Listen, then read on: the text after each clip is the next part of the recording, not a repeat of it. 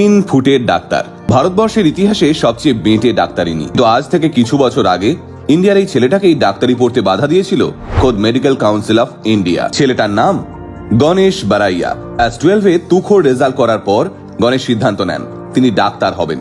সেই মতো সর্বভারতীয় পরীক্ষা নিটেও বসেন তিনি। দুর্দান্ত রেজাল্ট করে এমবিবিএস পড়ার যোগ্যতা অর্জন করেন গণেশ। কিন্তু বাধা হয়ে দাঁড়ায় medical council of India. Ganesh পৌঁছে যান গুজরাটের শিক্ষামন্ত্রীর কাছে। শিক্ষামন্ত্রী নিজে মেডিকেল কাউন্সিলের বিরুদ্ধে গুজরাট হাইকোর্টে গণেশকে একটা মামলা করার নির্দেশ দেন।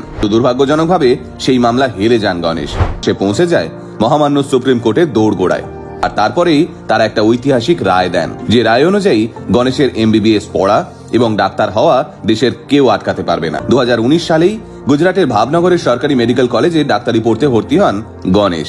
2024 সালে এখন সেই ভাবনগরী সরকারি হাসপাতালেই একজন এমবিবিএস ইন্টার্ন হিসেবে কাজ করছেন ডাক্তার গণেশ বারাইয়া।